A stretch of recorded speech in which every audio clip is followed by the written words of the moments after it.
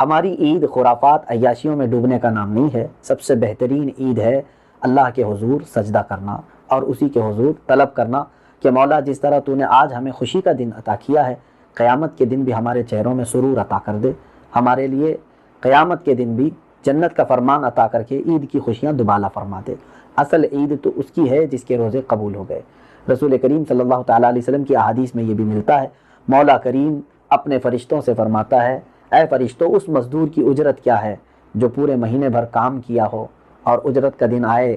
تو فرشتوں نے کہا کہ مولا کام کرنے والے کو مکمل کیا ہو تو اس کی اجرت بھی مکمل دینی چاہیے۔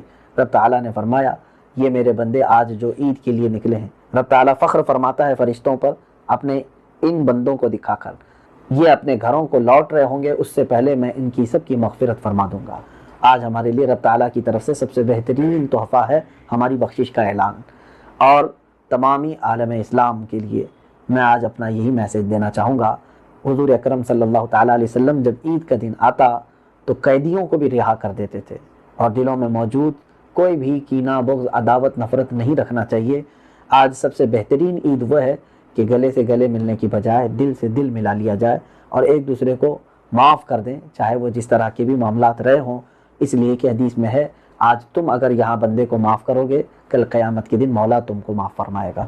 رب تبارک و تعالی ہمارے دلوں کی سختیوں کو دور کرے، ہم سب کے دلوں میں مولا اتحاد، اتفاق، محبتیں عطا کرے، اور یہ جو دن آج لاک ڈاؤن کے ہیں جلد ختم ہو جائیں۔ رب تعالیٰ سے دعا گو ہوں مولا ہماری مسجدوں کے دروازے ہمارے لیے کشادہ فرما دے، عالم اسلام پر رحم و کرم فرمائے، اور اس بلا اور وبا سے ہم سب کو، ہمارے خاندانوں کو محفوظ فرمائے، عزت سے زندگی عطا کرے اور عزت کے ساتھ ہمارا خاتمہ عطا فرمائے۔ قیامت کے دن میرے آقا صلی اللہ تعالیٰ علیہ وسلم کی شفاعت کے ساتھ جنت میں میرے آقا صلی اللہ علیہ وسلم کا پڑوس ہونا نصیب فرمائے۔ وصلی اللہ تعالیٰ علی خیر خلق محمد وعلی آلہ وصحبہ اجمعین۔ تم عیدوں کے وقت یہ احساس کا واقعہ نہیں سنتے جب میرے آقا صلی اللہ علیہ وسلم عیدگاہ جا رہے تھے، بیچ میں ایک یتیم بچے کو دیکھا جو پھٹے پرانے کپڑے میں تھا، حضور نے اس سے پوچھا کیا تیری عید نہیں ہے؟ اس بچے نے کہا عید تو ہے لیکن میرے بابا نہیں ہیں، میرے بابا نہیں ہیں، وہ شہید ہو چکے ہیں، مجھے پہنانے والا کون ہے آج؟ رمضان المبارک کی ایک خصوصیت یہ ہے کہ یہ احساس دلاتا ہے اپنوں کا بھی اور دوسروں کا بھی، اور اسلام کی یہ خصوصیت ہے، یہ اسلام کا خاصہ ہے کہ جتنی عبادتیں آپ دیکھیں گی اللہ رب العزت نے ان عبادتوں میں سب کو یکساں شامل فرمایا ہے۔ ہمارے نماز سے لے کر حج تک کے معاملات، ایکویلٹی، یونٹی، یہ ہر عبادت میں آپ کو نظر آئے گی۔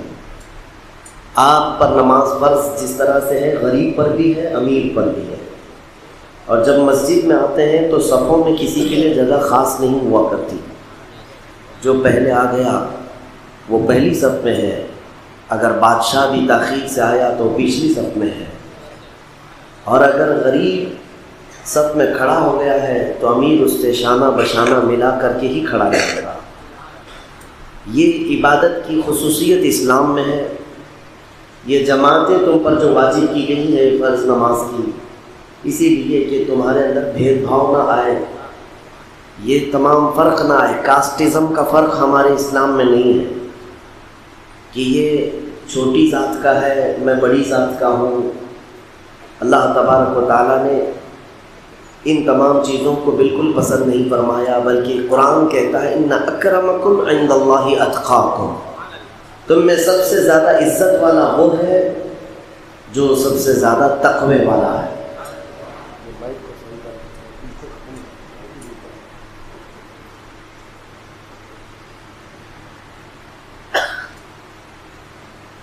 رسول پاک صلی اللہ تعالیٰ علیہ وسلم کا ارشاد گرامی ہے کہ میں نے زمانے جاہلیت کے تمام اونچ نیچ کو اپنے پیروں سے رونق دیا، ختم فرما دیا۔ کسی کے اندر یہ احساس نہیں ہونی چاہیے کہ یہ گورا ہے، یہ کالا ہے، یہ امیر ہے، یہ غریب ہے، یہ عربی ہے، یہ اجمی ہے۔ اسلام اس چیز کا قائل نہیں۔ یہ نمازوں کے لیے ہو گیا۔ اسی طرح حج میں اگر آپ جاتے ہیں بڑے سے بڑے پیسے والا بھی ہوگا یا جس کے پاس تھوڑی سی استطاعت ہے وہ بھی وہاں حج پر پہنچا ہوگا، لیکن جب خانہ کعبہ کے طواف میں دیکھتے ہیں تو سارے ایک ہی لباس میں ملبوس ہیں۔ میدان عرفات میں اگر مولا کو پکار رہے ہیں تو آپ پہچان نہیں سکیں گے کون اس میں وقت کا بادشاہ ہے اور کون فقیر ہے۔ سب کو دو لباس میں ملبوس احرام کے بلایا گیا ہے، اور ایسا بھی نہیں ہے کہ احرام کے کپڑے کروڑوں کے ملتے ہوں، بلکہ وہی مختصر سے لباس جس کو امیر پہنتا ہے وہ غریب بھی پہن سکتا ہے۔ احرام سب کے لیے ہے، اس لیے کہ میرے عزیزوں یہ احساس دلانا اسلام کی خصوصیت ہے کہ تم اللہ کے بندے ہو۔ اور اللہ کے رسول صلی اللہ علیہ وسلم نے ایک جملہ ارشاد فرمایا اپنے آخری خطبے میں، کلکم من بنی آدم و آدم من تراب، تم سب کے سب آدم کے بیٹے ہو اور آدم کو مٹی سے بنایا گیا ہے، اور مٹی کی خصوصیت ہے کہ وہ عاجزی کرتی ہے، زمین پر رہتی ہے۔ تو تمہارے اندر غرور و تکبر یہ نہ آئے کہ میرا سٹیٹس الگ ہے، اب میں بڑا ہو گیا ہوں، پیسے والا ہو گیا ہوں، منصب والا ہو گیا ہوں، علم والا ہو گیا ہوں۔ یہ غرور و تکبر اللہ کو ناپسند ہے۔ اسی طرح نمازوں کے سلسلے میں جیسے ایکویلٹی ہے، برابری ہے، حج میں دیکھا گیا ہے، زکوٰۃ کا بھی اور روزوں کا بھی یہ جو سسٹم ہے اسی لیے رکھا گیا کہ اللہ تبارک و تعالیٰ تمہارے اندر یہ احساس بھی دینا چاہتا ہے کہ اللہ نے اگر تمہیں مال عطا کیا ہے تو جسے نہیں دیا گیا ہے اسے دے کر کے تم برابر کر لو، اور روزے تم بھوکے رہنے کے عادی نہیں ہو، سال بھر بھوکے رہتے نہیں ہو، اور تمہیں پتہ نہیں ہے کہ دنیا میں بھوک کیا ہوتی ہے، پیاس کیا ہوتی ہے۔ تمہیں ایک مہینہ بھوکا اور پیاسا، وہ بھی گرمیوں کے دنوں کے روزے بھی۔ یہ احساس، یہ لفظ ہی بڑا معنویت کا ہے، احساس، کہ دوپہر ہوتے ہی بھوک کسے کہتے ہیں اور پیاس کسے کہتے ہیں اچھی طرح احساس ہو جاتا ہے، اور اس کے بعد تمہیں پتہ چلے گا کہ مجھے تو اللہ تعالیٰ نے سال میں ایک مرتبہ فرض کیا ہے اور میں روزہ رکھ رہا ہوں خوشی سے، لیکن دنیا کے بہت سارے علاقے ایسے ہیں جہاں نہ چاہتے ہوئے بھی ان کے پاس ایک وقت کا کھانا میسر نہیں ہے۔ میں کل ہی اپنی اسٹڈی میں دیکھ رہا تھا، میں آپ کو بتاتا ہوں، پوری دنیا میں جو غلہ اناج آتا ہے، کھانے پینے کی چیزیں کتنی ہوتی ہیں، پوری دنیا میں کتنی کوانٹٹی میں یہ نکلتا ہے؟ تقریباً 1200 کروڑ لوگوں کے کھانے کا انتظام سال بھر ہو جاتا ہے، جبکہ دنیا کی آبادی 6.5 ارب ہے، یعنی تقریباً 650 کروڑ، لیکن اناج اور غلہ جو ہے آبادی سے ڈبل نکلتا ہے زمین سے۔ یہ اللہ تعالیٰ کی قدرت ہے اور اس کے انتظامات سے۔ 6.5 ارب آبادی ہے، 650 کروڑ آبادی ہے، اور 1200 کروڑ لوگوں کے کھانے کا غلہ، اناج یا پھل فروٹ جو بھی غذائیں ہیں وہ دنیا میں سال بھر میں جمع ہو جاتی ہیں۔ لیکن حیرت کی ایک رپورٹ اور بھی ہے کہ ہر سال 200 کروڑ لوگ ایسے ہیں جن کو دوسرے وقت کا کھانا ہی نہیں ملتا۔ پھر اتنا کہاں جاتا ہے؟ یہ اناج کہاں جاتا ہے؟ یہ غلہ کہاں جاتا ہے؟ اگر ہماری آبادی سے ڈبل یہ آ رہا ہے، اور پھر 200 کروڑ لوگ بھوکے کیسے رہتے ہیں دنیا میں؟ بلو آف پورٹی جس کو کہا گیا ہے، غریبی کی سطح سے نیچے ایسی زندگی گزار رہے ہیں کچھ لوگ۔ یقیناً پھر تمہیں اسی اسلام کے نظام کو سمجھنا ہوگا۔ مسئلہ یہ ہے کہ دنیا میں غلہ، اناج 1200 کروڑ لوگوں کا تو آ رہا ہے، لیکن اس پر قبضہ شاید 1 ہی کروڑ لوگوں کا ہوگا۔ بڑے بڑے امیروں کا اس پر قبضہ ہے، جن کے پاس ضرورت سے زیادہ مال ہے، ضرورت سے زیادہ کھانا ہے، لیکن وہ اپنے ہاتھ بلند نہیں کرتے، نہ ہی ہاتھ دراز کرتے ہیں کہ ان کے گھر سے اناج کسی اور کے گھر تک جا سکے۔ بات یہی ہے، یہی ذخیرہ اندوزی 200 کروڑ لوگوں کے بھوک کا سبب ہے، ان کی وجہ ہے۔ یہ ان سب کے قاتل ہیں۔ آپ کو پتہ ہے، دنیا کی رپورٹ نکالیں آپ، ہر سال لاکھوں لوگ سے بھوک کی وجہ سے مر رہے ہیں، آج بھی مر رہے ہیں۔ صرف برداشت نہیں، بھوک کی وجہ سے مر جاتے ہیں۔ کئی علاقے ایسے ہیں، میں خود اپنے زمانے طالب علمی کی بات بتاؤں، افریقہ کی سرزمین پر کئی ایسی بستیاں آج بھی ہیں، وہ لوگ سیدھے گھاس نکالتے ہیں اور ابالتے ہیں اور کھا جاتے ہیں، زمین کی گھاس نکالتے ہیں، پانی میں ابالتے ہیں اور کھا جاتے ہیں۔ بسا اوقات وہ لوگ پھینکے ہوئے دانے یہ اٹھا کر کے کھا لیتے ہیں۔ میرے عزیزوں، بہت عجیب سی چیزیں ہم نے وہاں پر دیکھی ہیں۔ ستو جو ہے گیہوں کے آٹے کا، اور اس میں شکر ڈال کر کے پرانی غذا ہے، گیہوں کے آٹے کو بھون لیا جاتا تھا اور پھر اس میں شکر ڈال کر کے گھول کر کے اس کو کھا لیا کرتے، اس کو ستو کہتے ہیں۔ یہ پہلے سے چلا آ رہا ہے، اور یہ جب کسی کے پاس کوئی چیز نہیں ہوتی ہے تو ستو کھایا کرتے تھے، اور بتایا جاتا تھا کہ ہمارے پاس کچھ بھی نہیں ہے، ستو کھاتے ہیں۔ لیکن ہم نے افریقہ میں ستو دیکھا ہے، یہ جو دھان کی یا گیہوں کی جو بالیاں سوکھی ہوئی ہوتی ہیں، یعنی جس پہ سے دانے نکالنے کے بعد جو بھوسا ہوتا ہے، اس بھوسے کو پیس کر کے اس کو گھول کر کے کھاتے ہیں اور اس کو ستو کہتے ہیں، دانے نہیں، بھوسے۔ میرے عزیزوں، مجھے یہاں پر ایک بات کرنی ہے، دنیا کے فقر کا اور اس کی غربت کا علاج کہاں ہے؟ کون علاج کرے گا؟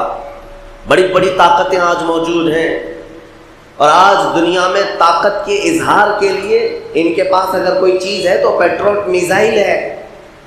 ہر بڑی کنٹری اپنے اسلحے دکھا کر کے اپنی طاقت کا اظہار کر رہی ہے۔ امریکہ اپنی دادا گیری اگر دکھاتا ہے تو اپنے میزائلوں کے ذریعے سے، ہتھیاروں کے ذریعے سے، رشیا اپنے نیوکلیئر بموں کے ذریعے سے دکھا رہا ہے کہ میرے پاس اتنی طاقت ہے۔ پوری دنیا میں ان ظالموں اور جابروں کے پاس ایسا حل نہیں کہ ان 200 کروڑ لوگوں کی بھوک کا علاج کر سکیں۔ تمہیں پتہ ہے آج جو جنگیں چل رہی ہیں، مسلسل پوری دنیا میں ایک جگہ سے دوسری جگہ یہ وار کرتے ہی رہتے ہیں۔ رشیا اور یوکرین کی جنگ کے سلسلے میں ابھی چند دن پہلے میں نے کسی کا ایک رپورٹ پڑھا تھا، پر ڈے جو میزائل اٹیک کرتے ہیں یا پھر جنگوں میں جو خرچہ ہوتا ہے وہ $20 ملین کا ہے۔ $20 ملین، جو یہاں ہمارے ہاں کئی 100 کروڑوں میں چلا جائے۔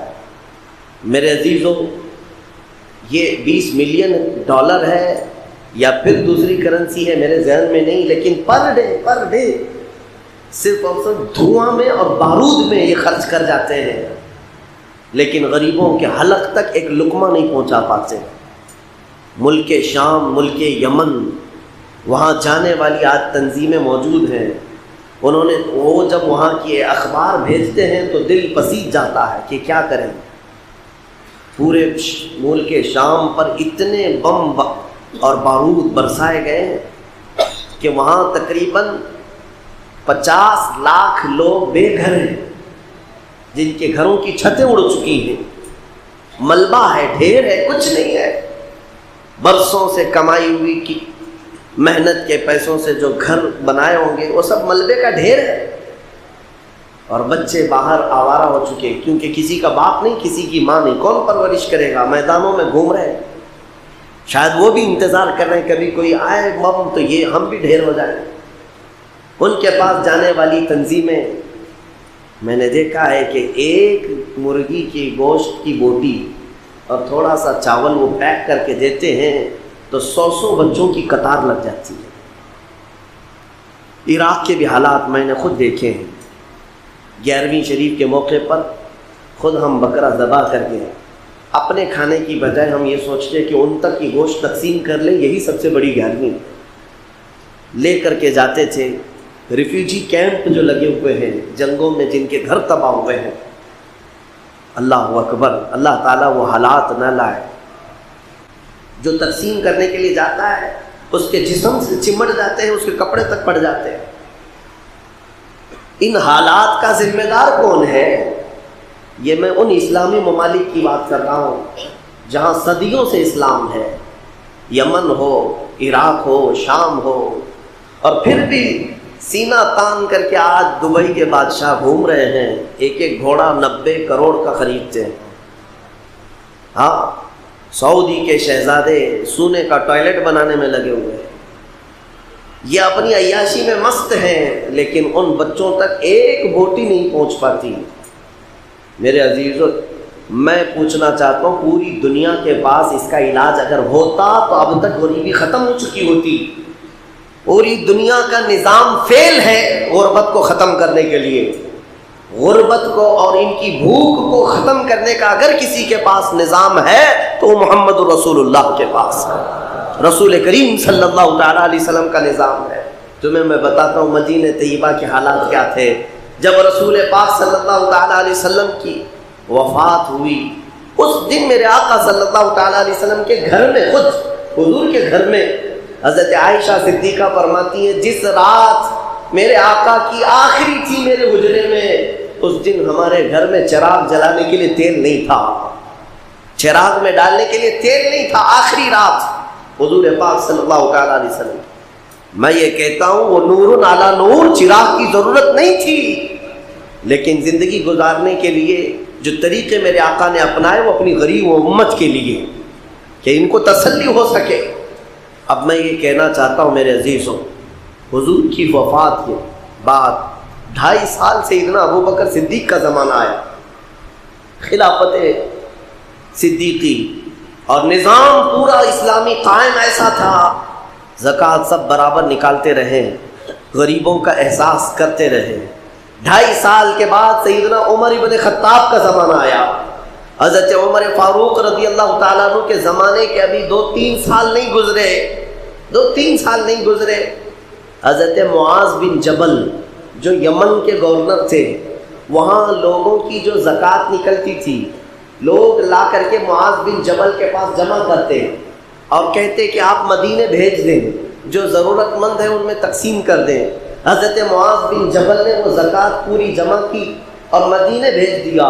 حضرت عمر فاروق رضی اللہ تعالیٰ عنہ امیر المومنین ہیں، جب یمن سے زکوٰۃ آئی مدینے میں، آپ نے اعلان کیا پورے مدینے میں ایک گھر بھی ایسا نہیں جو زکوٰۃ لینے کا اہل ہو، ایک گھر بھی نہیں۔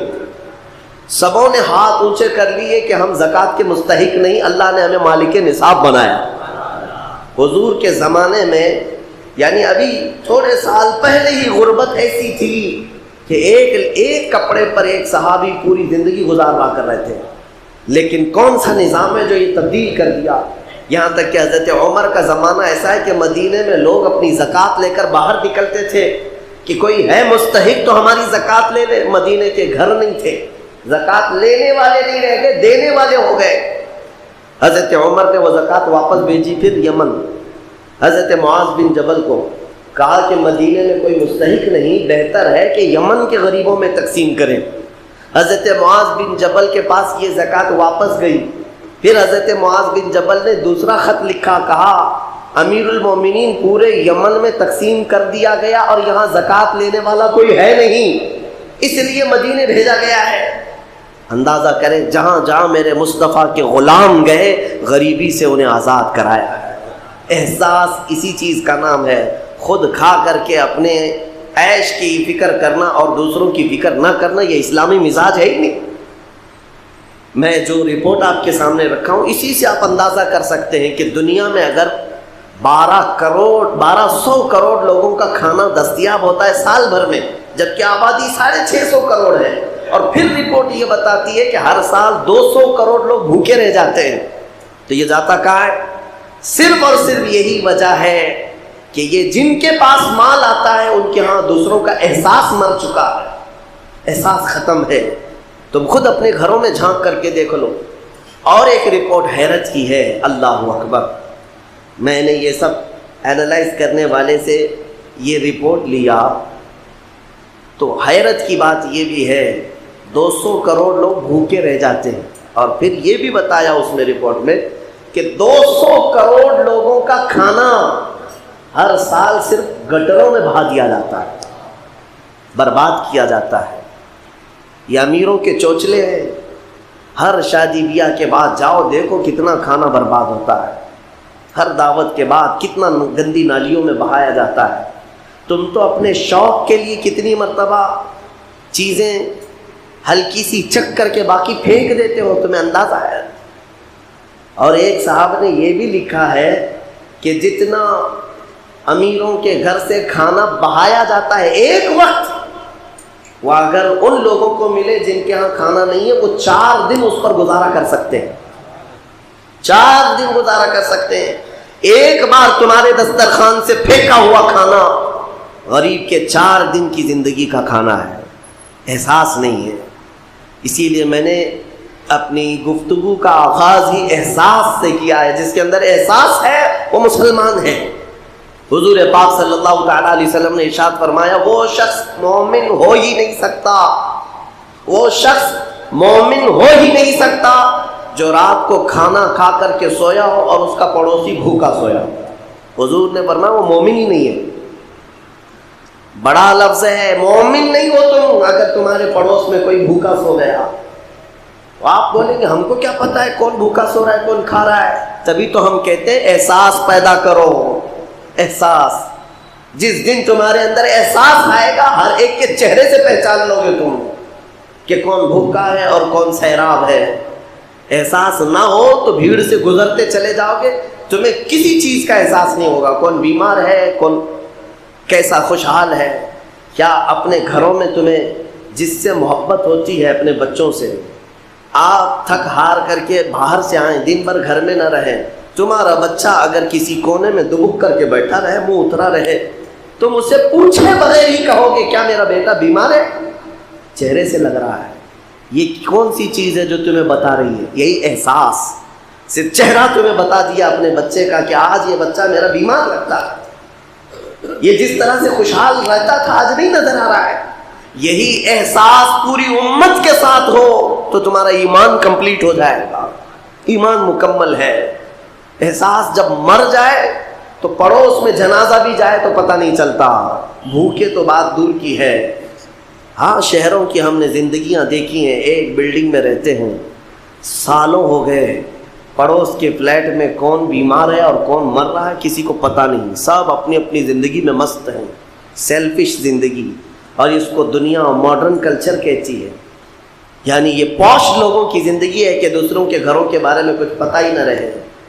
نہیں میرے عزیزوں، میرے مصطفیٰ کریم صلی اللہ علیہ وسلم کا نظام تو وہ ہے کہ ایک جنگ میں 3 صحابہ ایسے ہیں جو اپنے بھائی کی پیاس کی وجہ سے اپنی جان دے دی، اپنی جان تک دے دیے، خود زخمی گرے ہوئے ہیں میدان میں، پیاس کی شدت ہے، لیکن دوسرے بھائی کی آواز آئی کہ مجھے پیاس لگی ہے، اپنا پانی قربان کر دیا، نہیں اسے پہلے پلا دو۔ یہ احساس ہے، یہ احساس ہے۔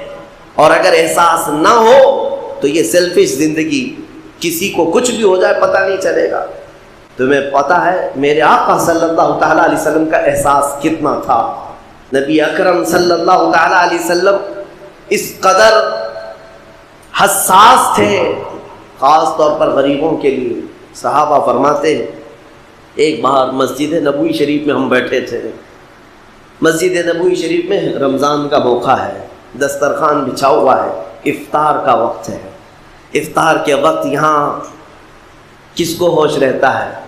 بلکہ ساری چیزیں میرے سامنے آ جائیں، دوسرے کو ملے نہ ملے، یہ تو بھوک کے بعد ایسا احساس پیدا ہونے لگتا ہے۔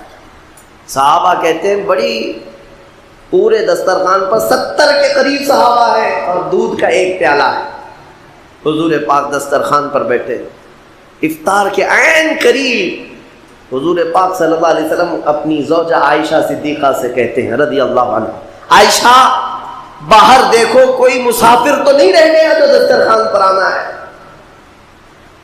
یہ احساس حضور پاک صلی اللہ علیہ وسلم افطار کے لیے بیٹھے۔ حضرت عائشہ کہتی ہیں میں نے کھڑکی سے جھانک کر دیکھا، جنت البقیع کے پاس ایک درخت کے نیچے ایک آدمی اپنی سواری باندھ رہا تھا اور لگتا تھا کہ کہیں سفر سے آیا ہے۔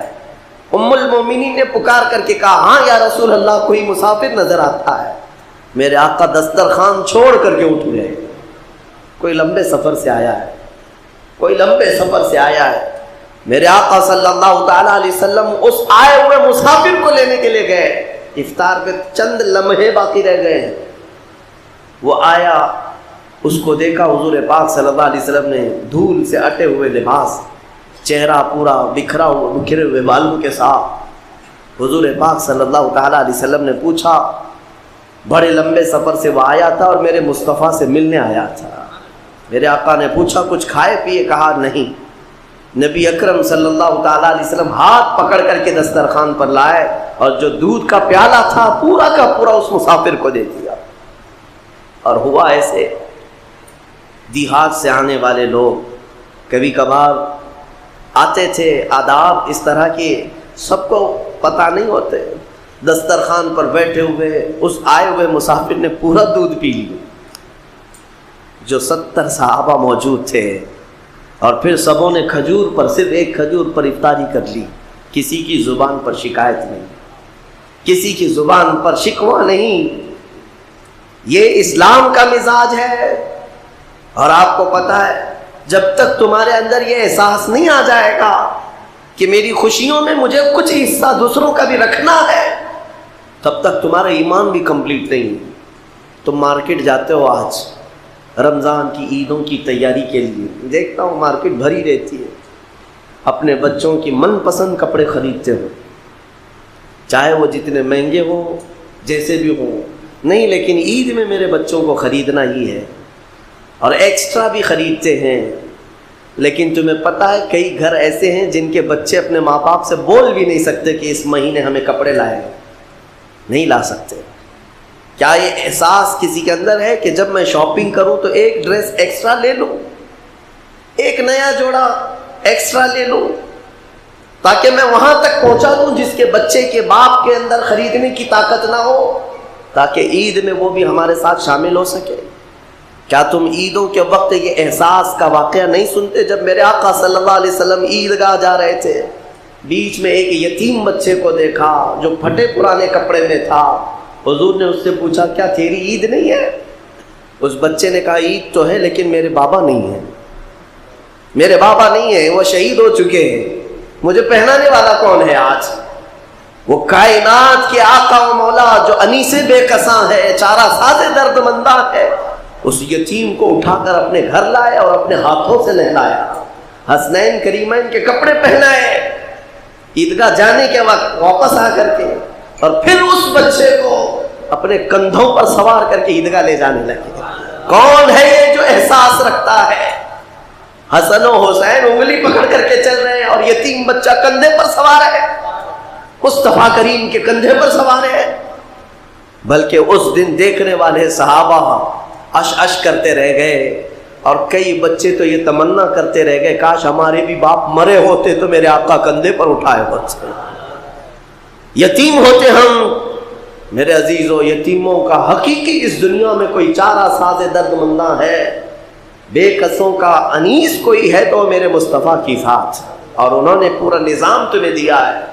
یہ صرف سنانے کے لیے نہیں، یہ کوئی کہانیاں نہیں ہیں جو تمہیں سنائی جاتی ہیں، تمہارے عمل کے لیے ہے کہ اپنی زندگی میں تمہارے پاس جو چیز بھی آئے اس کا ایک حصہ ان لوگوں کے لیے خاص کر دو، کیونکہ قرآن میں ہے وَفِي أَمْوَالِهِمْ حَقٌّ لِلسَّائِلِ وَالْمَحْرُومِ۔ غریب لوگ قیامت کے دن مقدمہ کریں گے، مولا ہم کو تو نے کیوں نہیں دیا مال، ہم کو مال نہیں دیا، ہمارے پاس اتنے اسباب نہیں تھے۔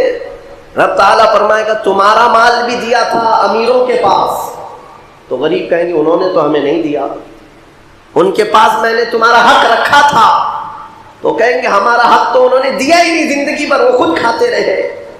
اس بات پر ان امیروں کی پکڑ ہوگی، میں نے تمہیں جو مال دیا تھا وہ سب تمہارے عیش کے لیے نہیں، مانگنے والے اور محروم لوگوں کا حق بھی میں نے تمہارے مال میں رکھا تھا۔ تم یہ سمجھتے رہ گئے کہ سارا مال ہمارا ہے، کیوں دیں گے ہم دوسروں کو؟ جس قدر دو گے اللہ اتنا نوازے گا، اس کا وعدہ برحق ہے، اس کا وعدہ برحق ہے۔ اللہ تعالیٰ فرماتا ہے بنی آدم تم مجھے دے دو اپنا صدقہ، میں تمہارے صدقے کی ایسی حفاظت کروں گا کہ قیامت تک نہ جلے گا نہ گھٹے گا۔ جب سب سے زیادہ تجھے حاجت ہوگی اس دن میں قیامت کے دن تیرا سارا مال نفع کے ساتھ لوٹاؤں گا، نیکیوں کے ساتھ لوٹاؤں گا، یہ اللہ کا وعدہ ہے۔ حدیث میں